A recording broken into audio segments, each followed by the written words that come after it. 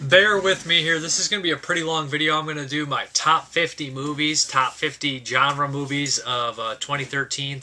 Most of them were made in 2013. A lot were just released there, and that was the only release in America. Things like that, or something like caught it before it was released in 2013.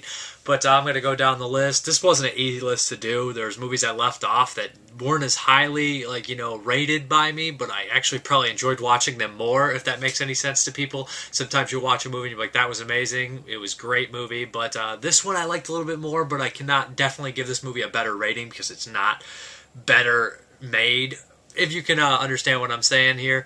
But some honorable mentions, some movies that I think that people should check out this year that I didn't put on the list, which is a shame because there's a lot of cool ones. Villa Captive. And I don't know if that's released in America yet, but I know it got an overseas release, and it's kind of about a group of goons that hold a porn star prisoner inside of a house, and a kid's helping her. It's been a while since I watched it. I remember it being pretty enjoyable. Junk Bonds, The Return of Junk Bucket, the sequel to Junk Bonds, which I really liked. Gory, nasty, sleazy slasher movie. Inbred, which was Adam... what's his name? I can't think of his other movies right... I can't think of his name, but... I can't think of it right now, but he did Cradle of Fear, and he also did Pervella, which is awesome, and Bad Karma and things like that. It was his return to making films, and Inbred was a gory, nice backwoods horror, really cool. Frankie and Blunderland, which was a wacky, zany, weird movie, lots of fun, enjoyed it. Blackface Killer, which was really cool, 70s style grindhouse movie by the director of The Scarlet Worm. Hidden in the Woods, which is an Argentinian horror movie. Really, I think this probably should make the list. A really awesome movie, gory, and really felt like a grindhouse movie. Not really like a throwback, just straight up mean-spirited grindhouse nasty stuff in there. And I love the little mentally handicapped brother going nuts. And Crossbearer, which was also a very pretty mean, sleazy slasher movie. Now let me get into the others. There's some good shorts too. Eroticide by Matthew Salva was a cool short. And there's some movies that I didn't really include that maybe could have been included. Their releases were in 2013, their DVDs and stuff, but they actually went through theaters in 2012, like The Collection and Dread, which I loved. Dread was awesome. But I think that was 2012. Let me start with number 50. These really actually, probably the bottom 25 are really no particular order. Maybe only the top 25 is in any actual order, I'm going to say. But the rest I loved. And here we go. So really, I'll just kind of name them off and go up the list. These are really in no particular order. It's hard when they get kind of like that. The Cemetery by the same guy who did Crossbearer, Adam, I'm going to mispronounce your last name, so I won't even say it. He's coming along as a pretty good director. Really violent, cool movie about a group of people that go out in the woods to shoot kind of a ghost hunters thing, and it's kind of like a demon possession type deal. Germ Z by Fangoria, which was a nice action-paced, fast-paced zombie movie, shoot 'em up thing. American Holocaust, which was a really gritty, nasty kind of scrapbook inspired. It's kind of like August Underground type deal where these two veterans are killing people and it's getting recorded. Murder University by Richard Griffin, which was a fun kind of 80s throwback slasher movie with lots of violence and beheadings. IBS, a very, very funny movie by Mike Mahoney about a guy who has irritable bowel syndrome, and he finds out through killing it cures it. Very, very great splattery ending. Millennium Bug, which was a very cool monster movie with a giant monster dinosaur thing resurrected, and good old Hicksploitation in there as well. Very, very, very fun. Hatchet 3.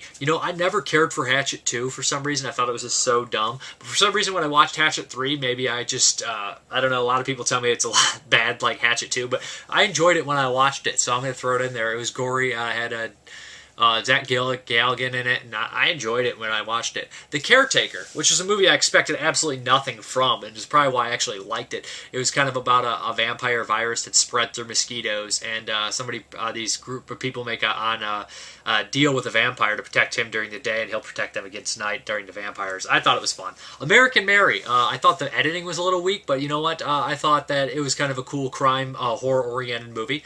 Our Devil's Night, which was a Maggots movie. I'm not sure necessarily when this originally came out, but I got my copy in 2013, and that's when I first heard of this DVD release.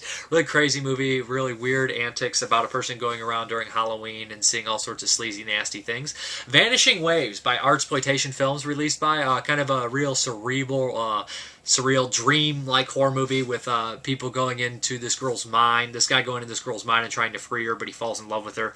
Hey, Stop Stabbing Me. Really, really goofy movie, zany, hilarious, nonsensical, non-crap thing, just going around with all these weird characters. I really thought it was a lot of fun, and it is a slasher, but it's a self-aware of its retardation, and it makes absolutely no sense. There's no rules in this movie. Very fun. Sennentuntschi, which was a really well-made Swiss movie about a man, a couple guys who bump into this woman who cannot speak, and they think that she came back because they prayed for a lover. Very weird movie. There's also this really superstitious religious thing going on as well.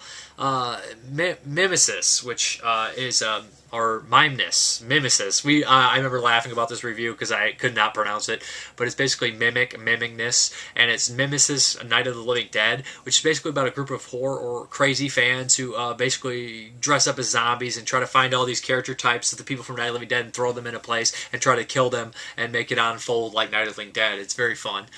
Here Comes the Devil, which is a really cool, I think, South American movie that, kind of tackles the devil hole situation and stuff like that. It unfolds very nicely, really well made, creepy story there, and it doesn't shy away from some nasty stuff that normally wouldn't be on screen.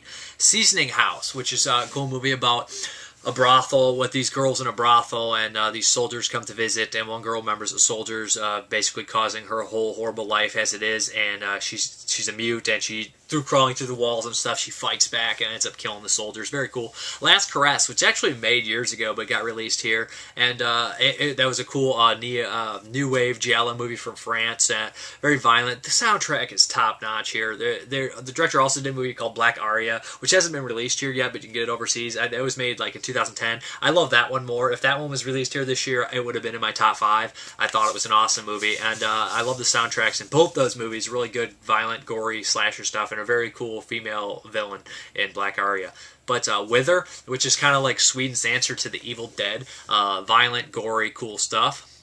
Easter Casket by Dustin Mills, which is a really funny take on an Easter Bunny killer, and completely over the top, sleazy, crappy, funny stuff. I like it in quite a bit. 100 Bloody Acres, which is an Australian horror movie about 2 brothers who start putting people into their fertilizer. Very funny, very good stuff there. One's obviously a little more gung-ho about it, and they have a turmoil between them. What do we got here? Bad Milo, which was the return to a big mainstream Little Creatures movie. A lot of fun here. Patrick Warburton was in it. There were some other people in it as well, Peter Stormare. But I would recommend that. It was a lot of fun, especially return to small creature movies, Little Creatures. I've been a big fan of those forever.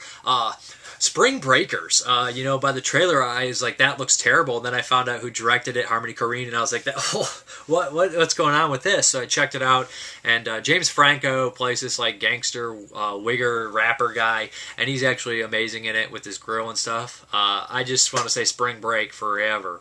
But yeah, I dug that one. Really cool movie. Some people say it's basically GTA real life. I don't know. Enjoyable for sure, very weird. The Seventh Day, which I thought was a good take on a serial killer, being kind of like a loserish guy and going through his life as a killer, and kind of just being picked on throughout. Manborg. Manborg is completely ridiculous, over-the-top sci-fi action nonsense with claymation and stop motion and stuff like that, similar to RoboCop, Terminator, Mortal Kombat. Lots of fun. Probably the most fun you'll have in a movie this year. Mold the movie. Really cool movie here about this government made product that melts you, and it's mold, and these people get trapped in a building, and they're trying to get out. Lots of fun here. Melt movie, of course. And then we have we're in the top 25 again. I don't want to say there is really an order, maybe just in the top 15, top 20, I know, but maybe even the top 12 is there only really in order. It was very hard to do. Abducted, Kidnapped, and Brutalized. Now, there's 3 or 4 movies that came out called Abducted in the last 8 years, probably 20. But this one was a British movie, and it's not like some torture porn movie. That's not what it is, and that's what I expected. And I was thinking, oh, another one of these things. I've seen this a million times, and it better be really well made, or it's just going to turn into a big pile. But Abducted follows the story of a man who's kidnapped, and you think wrongfully at first, but then later on you don't know, and they basically want they're videotaping the whole thing to show the world who this person is. It was really dramatic and really got to me, so I put it on the list. Black Rock, which is a cool movie about three women who go vacationing out in like an island, and I like the movie because they're trying to rekindle their friendship, and they have like a realistic conversations. They seem realistic, and they're not very weak, and they end up having to fight back against these ex-soldiers, and it's a really entertaining revenge type deal movie, and without the females are actually tough and not moronic like I see in so many movies. And then we have Thanatomorphose, which is about a movie about this French woman who starts to rot for almost no reason, and there's obviously some symbolism in there as well and all sorts of things like that. It's kind of artsy, but it's very gory and disgusting at the same time, and recommended for sure. It's a pretty cool movie. Chastity Bites, and this one was fun because it was like your typical high school like thing, parody type deal. I don't know, playing tongue-in-cheek high school stuff, and this woman comes in and she's teaching this chastity class. She doesn't want these women having sex, and you find out that she wants their virgin blood because she's the old countess who used to bathe in virgin's blood. Very fun stuff there, and it kind of pokes fun at the whole high school mentality and characters and things like that. Then we have Dead Weight, which was this really serious kind of depressing zombie movie with no real zombies in it. It is again the human turmoil, which has been done a lot, but it's done very well, and it's a very emotional movie, and it's not a lot of people like The Walking Dead for the same reason, but I don't believe it can be drawn out through a series. Maybe just an hour and a half movie is about as far as you can draw that kind of thing out, and it really works well with Dead Weight.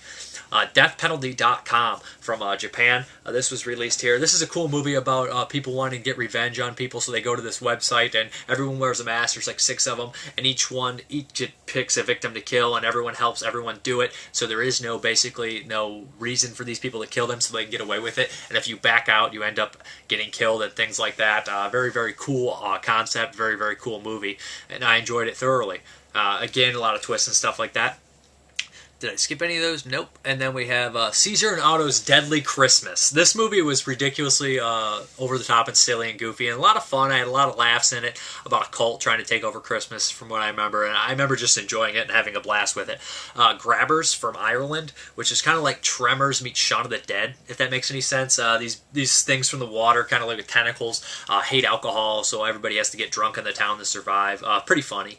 Beelzebub's indie director. I think this is his best movie he's ever done. I think it shows a lot on the inside of the movie scene and stuff like that, and it was really well made. Not like well made. I mean well thought out, and thought provoking is the word I'm thinking of. Really thought provoking, and I enjoyed seeing maybe some of the grime and dirt and things like that in the cinema, and it was a lot of fun. Poking fun at everyone in there. Then we have Toad Road, which is this really kind of a little bit artsy movie about a group of drug friends who basically, at the very end, it's a build-up of all these drug friends, and at the very end, the main girl wants to take acid and go on this old urban legend Toad Road, and creepy things happen, weird things happen, and there's a disappearance and all sorts of scary, weird things. But most of the movies build up until the very end, and I enjoyed that. I thought it got pretty intense at the end and scary. And then we have Coyote, which is really, really weird, crazy movie. I'm not a huge fan of Naked Lunch, but it feels like Naked Lunch a little bit in terms. It definitely feels like a Cronenberg, David Lynch movie, but just really violent and weird. It stars Bill Oberst Jr., who does a phenomenal job in it. I dug it. I thought it was really crazy and different, and really enjoyed it. And Bill Oberst just turns in a great performance in it. Stitches, I think from the UK, about a clown who gets killed at a birthday party, and he comes back and gets revenge. The death scenes in the movie are completely over the top, loads of fun. He's pumping people's heads up. It's just, it creates a killer that is scary and funny, similar to Freddy Krueger, because now either they're hilarious or they're just way too serious. For some reason, it's capable of murksing them well for once again, and I really enjoyed that. Then we have Cryptic Plasm at number 13, which is Brian Paulin's new gore film, basically about a guy who kind of does the Bigfoot ghost story thing, and he ends up going to this small town with his buddy, and they're filming this thing to get the deal, and everyone in this town disappears, and what happens is he goes through a weird dimensional thing, and like wormholes start happen and things like that. It gets really, really bizarre, and he sees like his alter self, and everything falls apart like that. People at the end, there's a giant, nasty body horror gore thing, splatterama, that he's known for, and it is phenomenally gory, actually scary story in this stuff. And then at 12, we had the Ballad of Skinless Pete, which is another body horror movie. We had Thanatomorphose on there too, but the Ballad of Skinless Pete is I know Dustin Mills. He's a friend of mine. He's a great guy, and he's making pretty good movies. He's getting better every time. And the Ballad of Skinless Pete is a great piece of body horror that actually is follows a character, and you actually feel horrible for the two leads in this movie. And it evokes a lot of emotion. It's sad, and it's got some pretty cool gory moments in there as well.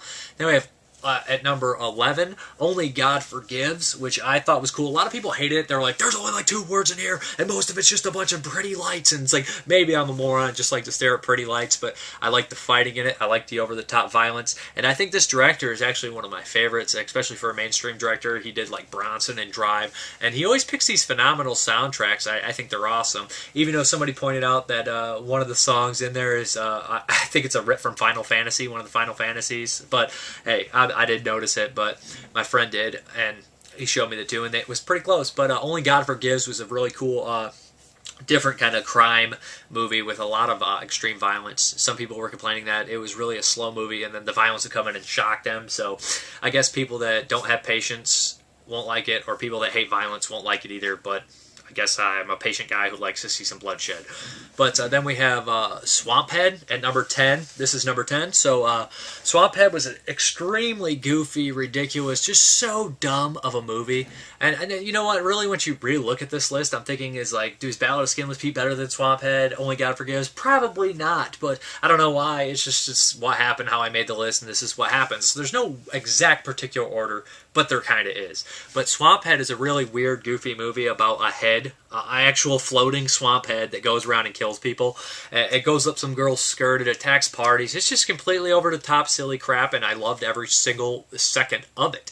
Then we have Jugface. That's a great title, a duo name, Jugface and Swamphead. But Jugface is a backwoods horror that doesn't portray the backwoods people as complete moronic idiots. And basically what happens is this guy gets visions, he makes this Jugface, and who's ever on the Jugface is sacrificed to a hole in the ground that seems to be alive.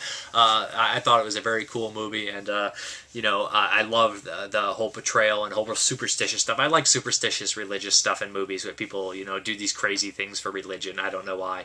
In horror films, it usually works well to me.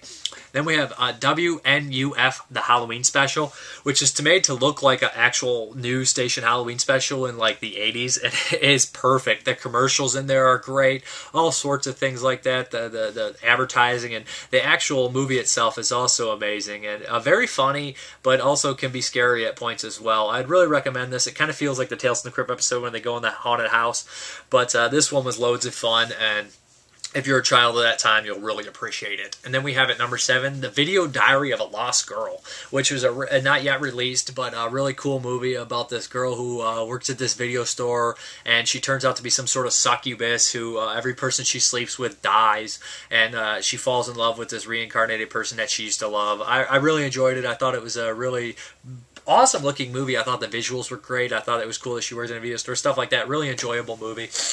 And we have Found at number 6, which is a great serial killer movie, coming of age movie about a child who suspects about a young kid who suspects, I'm talking way too much, suspects his brother of being a serial killer, and it's pretty cool stuff here, and very violent, and it also has a scene in a video store as well. So we get 2 movies with 2 video store scenes that are really cool. And that's number 6. And number 5 is the Maniac remake with Elijah Wood. I really like this. A couple of people I talked to did not like it. I like the point of view, and you know, at first I was against it. I was like, Joe Spinell cannot be replaced, and you know what I mean. And they got Elijah Wood, and I was thinking, what are they going to do with this movie? It's going to be a completely different movie, and it was a completely different movie. They do have some shout-outs to the original. I love the soundtrack in the movie. There's good gore as well, and I really liked this one. I thought it was cool, and I was actually impressed by a remake for once. And then we have at number 4, VHS 2. I hated VHS 1. I'm a huge I don't hate it. It's just the most disappointing movie I've ever seen in my life. VHS 1. But VHS 2, I actually enjoyed it. The first story I thought was kind of, just your typical ghost story thing. The second one I thought was a lot of laughs, a lot of fun stuff I'd never seen done in a zombie genre before. And the third one was completely insane, nasty, over-the-top, disturbing, gory stuff. Loved it. And the fourth one by Jason Eisner was amazing. It actually scared me, and typically I don't really get scared of this. And the wraparound story wasn't bad either.